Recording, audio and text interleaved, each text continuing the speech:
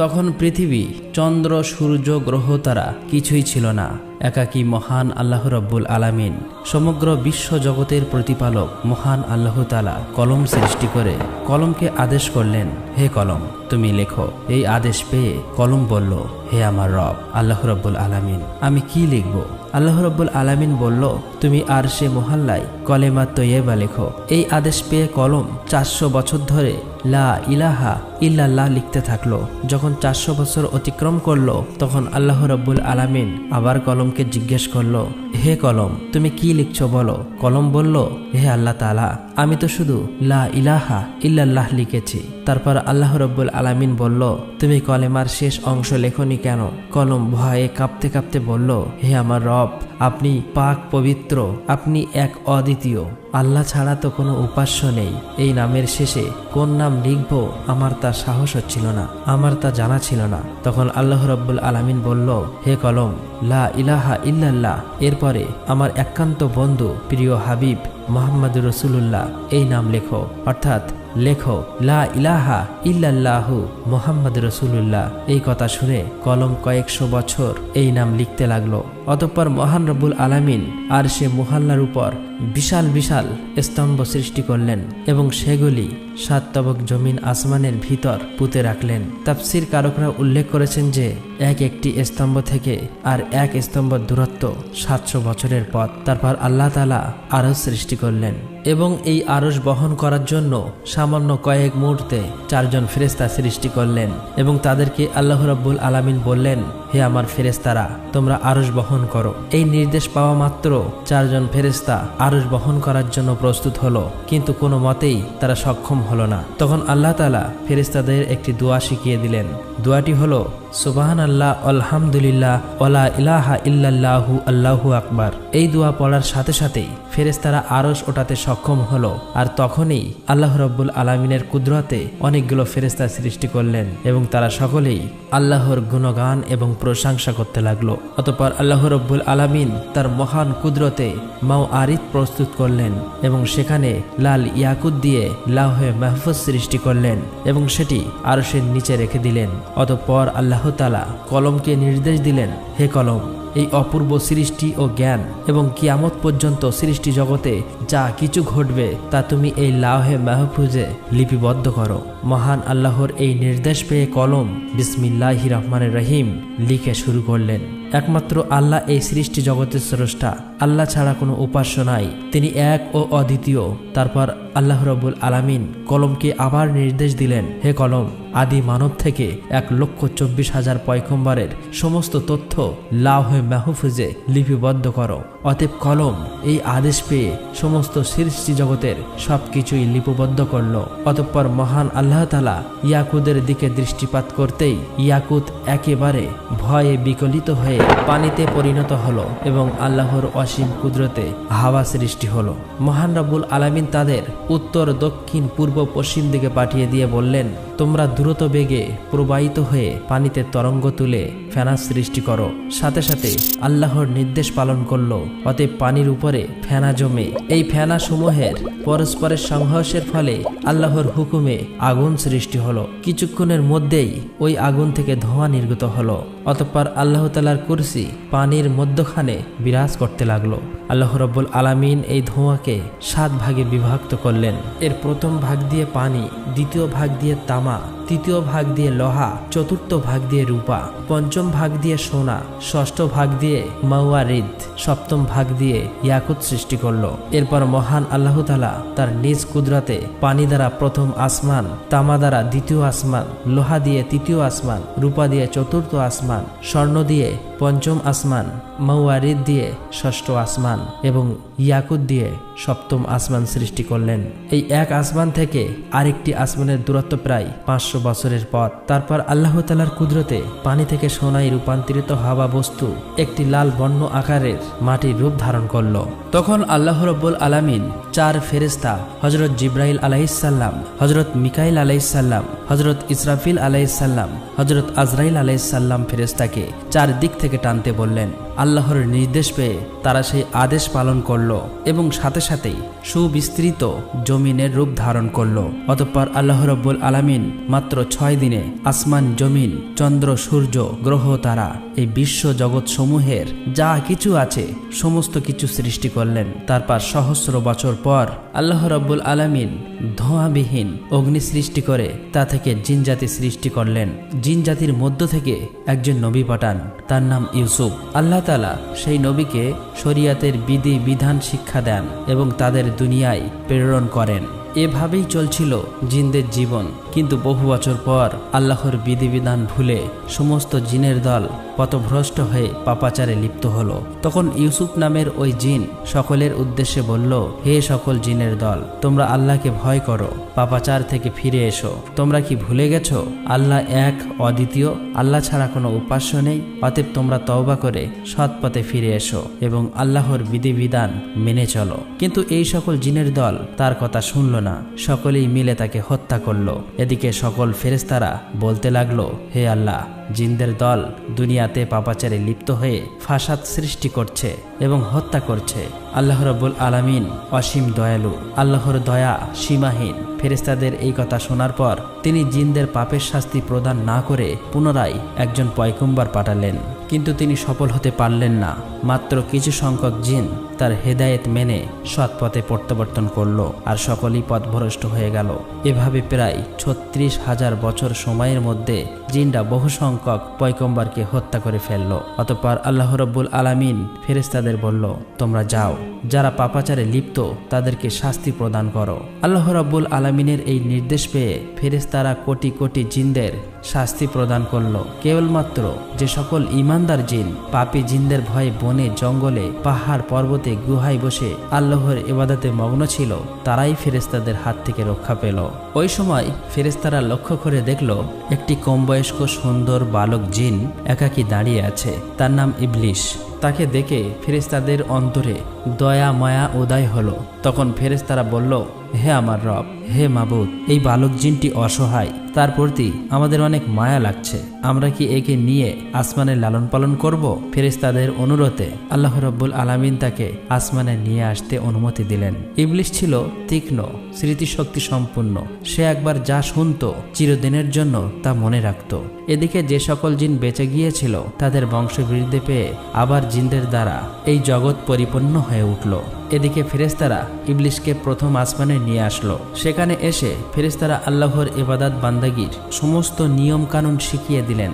ইবলিশ খুবই অল্প সময়ে এই শিক্ষা লাভ করে দীর্ঘ 1000 বছর প্রথম আসমানে আল্লাহর ইবাদত করল। ইবলিশের আল্লাহর প্রতি ইবাদতের একাগ্রতা ও নিষ্ঠা দেখে অবাক হয়ে ফেরেশতারা বলতে লাগলো, আমরা কেবলমাত্র আল্লাহর ইবাদতের জন্যই সৃষ্টি হয়েছি। একমাত্র ইবাদতেই আমাদের শিক্ষা, ধ্যান, দীক্ষা সবকিছুই। কিন্তু কি আশ্চর্য ব্যাপার, ইবলিশ আমাদের কাছে ইবাদতের নিয়ম কানুন শিখে সে যে ইবাদত করছে তার তুলনায় আমরা কিছুই না। আমাদের ফেরেশতাদের মধ্যে তো এমন ইবাদত কাউকে করতে দেখিনি। মনে হচ্ছে ইবলিশের কাছে আমাদের অনেক কিছু শেখার আছে। তার ইবাদতে ফেরেশতারা এত মুগ্ধ হলো যে তাকে অতি যত্ন সহকারে প্রথম আসমান থেকে 1000 বছর পর দ্বিতীয় আসমানে নিয়ে গেল। দ্বিতীয় আসমানে এসে তার চেয়েও বেশি পরিমাণে ইবাদতে মশগুল হলো। আসমানের ফেরেশতারা এটা দেখে চারিদিক থেকে ধন্য ধন্য বলতে লাগলো। বহু ফেরেশতারা তার প্রশংসা করতে লাগলো এবং ইবলিশের নাম রাখলো আবেদ। তারপর ইবলিশ 1000 বছর ইবাদত করার পর ফেরেশতারা দ্বিতীয় আসমান থেকে তৃতীয় আসমানে নিয়ে গেল। সেখানে এসে আরো বেশি পরিমাণে পরম একাগ্রতা মনোযোগের সাথে আল্লাহর ইবাদতে মগ্ন হলো। এটা দেখে সেখানকার ফেরেশতারা তার ইবাদতে মুগ্ধ হয়ে ইবলিশের নাম রাখলো অলি। এভাবেই প্রত্যেক আসমানে ইবলিশ 1000 বছর ইবাদত করলো। অবশেষে সপ্তম আসমানে উপনীত হয়ে পরম সুখে শান্তিতে বসবাস শুরু করলো। ইবলিশ সর্ববিষয়ে অনেক জ্ঞান এবং অভিজ্ঞতা অর্জন করলো। তখন ফেরেশতারা আল্লাহর কাছে দোয়া করে বলল, হে আমার রব, হে আল্লাহ, তুমি তোমার প্রিয় ইবলিশকে যদি আরশে মুহাল্লায় উঠিয়ে আনো তবে আমরা তার কাছ থেকে অনেক মূল্যবান উপদেশ শুনে অনেক কিছু শিখতে পারতাম, কেননা সে আমাদের অপেক্ষা অনেক বেশি জ্ঞান অর্জন করেছে। মহান আল্লাহ তাআলা ফেরেশতাদের এই আবেদন মঞ্জুর করলেন এবং ইবলিশকে আরশে মুহাল্লার কাছে নিয়ে আসলেন। সেখানে এসে ইবলিশ ইয়াকুত নির্মিত একটি সুউচ্চ মেম্বারে ইবাদতে মশগুল হলেন এবং ওয়াজ নসিহত করতে লাগলো। তখন এইসব দেখে ফেরেশতারা তাকে মালাইকা অর্থাৎ ফেরেশতাদের শিক্ষক হিসেবে মেনে নিল। এদিকে পৃথিবীর যে সকল জিনের দল অবশিষ্ট ছিল তারা আবারও ভীষণ পাপাচারী হয়ে উঠল। তখন আল্লাহ রাব্বুল আলামিন ইবলিশকে বললেন, হে ইবলিশ, তোমার ইবাদত বান্দেগি এবং আনুগত্য দেখে অত্যন্ত সন্তুষ্ট হয়েছি। এবার তুমি দুনিয়াতে গিয়ে তোমার স্বজাতীয় জিনদেরকে সৎপথ প্রদর্শন করো। আল্লাহ রাব্বুল আলামিনের এই নির্দেশ পেয়ে ইবলিশ বলল, হে মাবুদ, হে আল্লাহ, আপনার নির্দেশ আমি অবশ্যই পালন করব, কিন্তু আল্লাহ আমাকে এমন একটি ক্ষমতা দিন আমি যেন সারাদিন দুনিয়াতে জিনদের শিক্ষাদান করার পর আবার যেন সন্ধ্যায় এখানে ফিরে আসতে পারি এবং আপনার ইবাদতে মশগুল থাকতে পারি। আল্লাহ রাব্বুল আলামিন ইবলিশের এই আবেদন কবুল করলেন। অতঃপর ইবলিশ অত্যন্ত আনন্দিত চিত্তে দুনিয়াতে নেমে আসলো এবং জিনদেরকে বলতে লাগলো, হে জিনের দল, তোমরা কি ভুলে গেছো সেই আযাবের কথা? এখনো সময় আছে, আল্লাহর পথে ফিরে এসো। আল্লাহ ছাড়া কোনো উপাস্য নেই, পাপ কাজ ছেড়ে দিয়ে সৎ পথে ফিরে এসো। এইভাবে বহুদিন পর্যন্ত তাদেরকে হেদায়েত করতে লাগলেন, কিন্তু একাধারে বহুদিন পর্যন্ত সে অপ্রাণ চেষ্টা করেও পরিশ্রম করা সত্ত্বেও সামান্য কিছু সংখ্যক জিন ছাড়া প্রায় সকলেই ইবলিশের বিরুদ্ধাচরণ করতে লাগলো এবং ভীষণ পাপাচারে লিপ্ত হয়ে গেল। তখন ইবলিশ আল্লাহর দরবারে দোয়া করলেন, হে মাবুদ, হে আল্লাহ, আপনি আমাকে ক্ষমতা দিন যাতে এই অবাধ্য জিনদেরকে আমি সমূলে ধ্বংস করতে পারি। আল্লাহ রাব্বুল আলামিন ইবলিশের এই দোয়া কবুল করলেন এবং জিনদেরকে ধ্বংস করার জন্য অগণিত ফেরেশতা দুনিয়ায় প্রেরণ করলেন। ফেরেশতাদের সাথে ইবলিশও ছিল। অতএব ফেরেশতা ও ইবলিশের আগমনের পর দুনিয়ায় সমস্ত পাপাচারী জিন একে একে প্রাণ হারালো। দুনিয়ার কার্য শেষ করে পুনরায় ইবলিশ একাগ্রচিত্তে আল্লাহর ইবাদতে মশগুল হলো। আল্লাহ তাআলার দরবারে ইবলিশের কত যে সিজদা ছিল তা কারো পক্ষে হিসাব করা সম্ভব নয়। আসমান, জমিন ও আরশে মহল্লার নিকটে এমন কোনো জায়গা ছিল না যেখানে ইবলিশ অসংখ্য সিজদা দেয়নি। অতঃপর ইবলিশ আল্লাহ রাব্বুল আলামিনের কাছে দোয়া করলেন, হে আমার রব, হে আল্লাহ, তোমার অসীম অনুগ্রহে আমি অতি সামান্য স্তর থেকে সসম্মানে অতি উচ্চ স্তরে পৌঁছেছি। তোমার অসীম অনুগ্রহে আমি তোমার নৈকট্য লাভ করতে পেরেছি। এখন আমার মনের একান্ত বাসনা হলো তোমার পবিত্র লাওহে মাহফুজ যদি একবার দর্শন করাতেন, আল্লাহ গো, জীবন ধন্য সার্থক হয়ে যেত। তুমি দয়া করে অনুগ্রহ করে আমার এই আকাঙ্ক্ষা পূর্ণ করো। মিকাইল ফেরেশতা এই নির্দেশ পাওয়ার সাথে সাথে ইবলিশকে নিয়ে লাওহে মাহফুজের নিকট নিয়ে গেল। ইবলিশ আল্লাহর অপূর্ব সৃষ্টি লাওহে মাহফুজের দিকে এক দৃষ্টিতে চেয়ে দোয়া পাঠ করতে লাগলো। হঠাৎ এক স্থানে চোখ পড়ল আর সেখানে লেখা আছে, আল্লাহর এক বান্দা 6 লক্ষ বছর পর্যন্ত আল্লাহর ইবাদত করবে, কিন্তু মহান আল্লাহর একটি আদেশ অমান্য করায় সে জান্নাত থেকে বিতাড়িত হবে, আর ওই বান্দা আসমান ও জমিনের মালায়ন বা অভিশপ্ত নামে পরিচিত হবে। এটা দেখার পর ইবলিশ কেঁদে ফেলল এবং সেজদায় লুটিয়ে পড়ল। তাফসীরকারকদের মতে ইবলিশ এই সেজদা 6000 বছর অতিবাহিত করেছিল। 6000 বছর পর ইবলিশ মাথা তুলে দেখতে পেল তার সিজদার জায়গায় লিখিত রয়েছে, লাআনাতুল্লাহি আলা ইবলিশ, ইবলিশের উপরে আল্লাহর অভিশাপ বর্ষিত হোক। এটা দেখে ইবলিশ আল্লাহর কাছে দোয়া করল, হে আমার রব, এই ইবলিশকে আমি তাকে যথাযথ শিক্ষা দান করি। তার জবাবে মহান আল্লাহ তাআলা বললেন, অচিরেই তুমি তাকে দেখতে পাবে। এই কথা শুনে ইবলিশ সেখানে দাঁড়িয়ে 1000 বছর পর্যন্ত পাঠ করল, লাআনাতুল্লাহি আলা ইবলিশ, অর্থাৎ ইবলিশের উপর আল্লাহর লানত বর্ষিত হোক।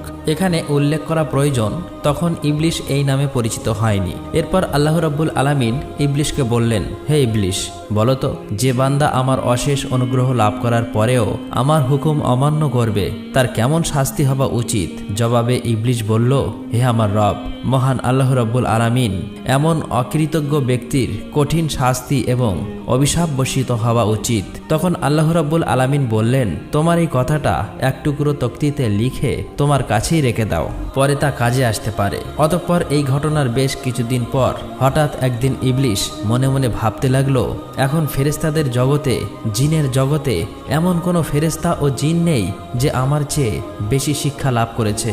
এখন ফেরেশতাদের থেকে আমার প্রভাব অতুলনীয়। আমার প্রভাব, প্রতিপত্তি ও ক্ষমতার সাথে মোকাবিলা করার মতো আর কেউ নেই। আমার মনে হয় মহান আল্লাহ রাব্বুল আলামিন সৃষ্টি জগতের পরিচালনার ঘটনার দায়িত্ব একমাত্র আমাকেই দিতে পারে। এই ঘটনার বেশ কিছুদিন পরেই আল্লাহ তাআলার একদল ফেরেশতা লাওহে মাহফুজে একটি লেখা দেখতে পায়, খুব শীঘ্রই একজনের উপর আল্লাহর নালত বর্ষিত হবে। এই লেখা দেখে সমস্ত ফেরেশতাদের দল ভয়ে থরথর করে কাঁপতে লাগলো। তারা বলতে লাগলো, না জানি কে ওই হতভাগা যার উপরে এই দুর্ভাগ্য নেমে আসবে।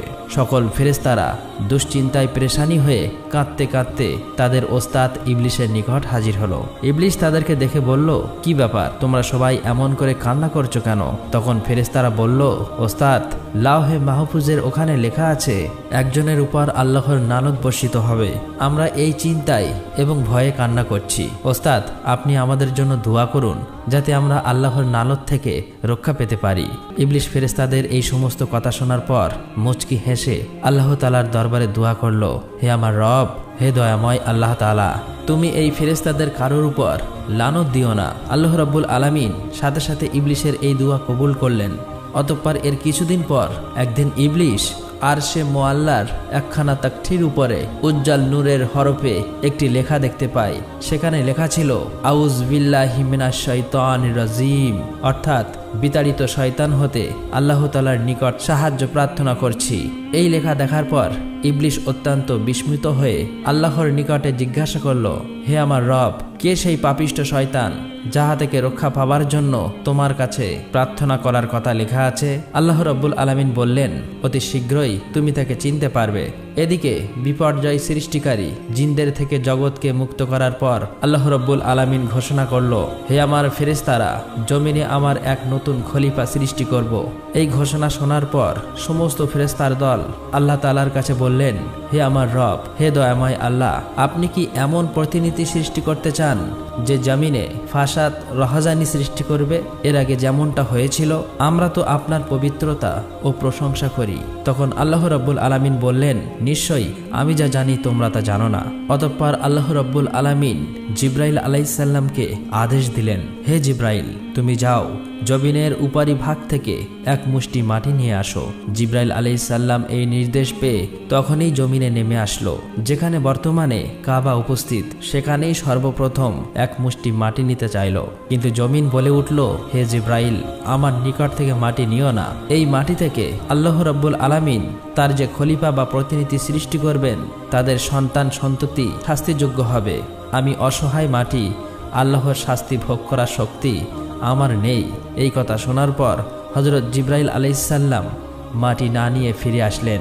এরপর একে একে মিকাইল, ইসরাফিল সকল ফেরেশতাকে মাটি আনার জন্য সেখানে পাঠানো হলো, কিন্তু তারা সবাই এভাবে মাটি না নিয়ে ফিরে আসলো। অবশেষে আল্লাহ রাব্বুল আলামিন হযরত আজরাইল ফেরেশতাকে বলল, হে আজরাইল, তুমি জমিন থেকে এক মুষ্টি মাটি নিয়ে আসো। আল্লাহ রাব্বুল আলামিনের এই নির্দেশ পেয়ে আজরাইল ফেরেশতা সাথে সাথে জমিনে নেমে আসলেন। অতঃপর জমিন আগের মতো আল্লাহর কসম করে মাটি নিতে নিষেধ করলেন। তখন আজরাইল ফেরেশতা বললেন, হে জমিন, তুমি যার কসম দিচ্ছ, আমি সেই মহান আল্লাহর নির্দেশে এখানে এসেছি। আমি সেই মহান আল্লাহ তাআলার আদেশ অমান্য করতে পারবো না। অতএব এক মুষ্টি মাটি নিয়েই যাব। এই কথা বলার পর আজরাইল ফেরেশতা এক মুষ্টি মাটি নিয়ে ঊর্ধ্ব জগতে চলে গেলেন। আল্লাহর দরবারে এসে বললেন, হে আল্লাহ, আপনি মহান জ্ঞানী, এই জগৎ সমূহের প্রতিপালক, আপনার আদেশ আমি পালন করেছি। তখন আল্লাহ রাব্বুল আলামিন বললেন, হে আজরাইল, এই মাটি হতে জমিনে এক খলিফা সৃষ্টি করব এবং তার জান কবজ করার দায়িত্ব তোমাকেই দেব। তখন আজরাইল ফেরেশতা বললেন, হে আমার রব, হে মহান আল্লাহ তাআলা, আপনি যদি এই দায়িত্ব আমাকে দেন, তাহলে আপনার বান্দারা আমাকে দুশমন ভাববে। তখন আল্লাহ রাব্বুল আলামিন বললেন, হে আজরাইল, প্রত্যেক বান্দা তার মৃত্যুবরণ করার আগে একটি ওসিলা তৈরি হবে, ফলে কেউ তোমাকে দুশমন ভাববে না। অতঃপর আল্লাহ রাব্বুল আলামিনের নির্দেশে ফেরেশতারা ওই এক মুষ্টি মাটিকে তায়েফ ও মক্কা শরীফের মাঝখানে রেখে দেন। তখন আল্লাহর রহমতের বৃষ্টি তার উপর বর্ষিত হয়। এভাবে 2 বছর সেই মাটি বৃষ্টিতে ভিজে কাদায় পরিণত হলো। 6ষ্ঠ বছরের শুকনো মাটিতে রূপান্তরিত হলো এবং 8ম বছরে হযরত আদম আলাইহিস সালামের আকৃতি সৃষ্টি হলো। অতঃপর একদিন ইবলিশ 70,000 ফেরেশতার সাথে নিয়ে হযরত আদম আলাইহিস সালামের নিকটে এসে দেখে তার দেহপিঞ্জর মাটিতে পড়ে রয়েছে। এ সময় ইবলিশ তার প্রতি অসম্মানের দৃষ্টিতে দেখে। তারপর অন্য একদিন ফেরেশতারা ইবলিশকে বললেন, আল্লাহ রাব্বুল আলামিন এই মাটি হতে প্রতিনিধি সৃষ্টি করবে। তখন ইবলিশ বলল, একথা সত্য, তবে আল্লাহ তাআলা যদি আমার অধীনে করে দেয় তাহলে আমি তাকে ধ্বংস করে ফেলব, আর আমাকে তার অধীনস্থ করে দিলে আমি তার অধীনতা স্বীকার করব না। এই ঘটনার 40 দিন পর হযরত আদম আলাইহিসসালামের রূহ সৃষ্টি করা হয়। অতঃপর আল্লাহ রাব্বুল আলামিন সকল ফেরেশতাকে বলল, হে ফেরেশতারা, তোমরা সকলেই আদমকে সেজদা করো। সকল ফেরেশতারা হযরত আদম আলাইহিসসালামকে সেজদা করল, কিন্তু ইবলিশ সেজদা করল না। তখন আল্লাহ রাব্বুল আলামিন বললেন, হে ইবলিশ, যাকে আপন হাতে সৃষ্টি করা হয়েছে তাকে সেজদা করতে কিসে তোমাকে বাধা দিল? এটা তো তুমি অহংকার করলে। তখন ইবলিশ বলল, আমি তার চেয়েও শ্রেষ্ঠ। হে আল্লাহ, আপনি আমাকে আগুন দিয়ে সৃষ্টি করেছেন আর তাকে মাটি দিয়ে সৃষ্টি করেছেন।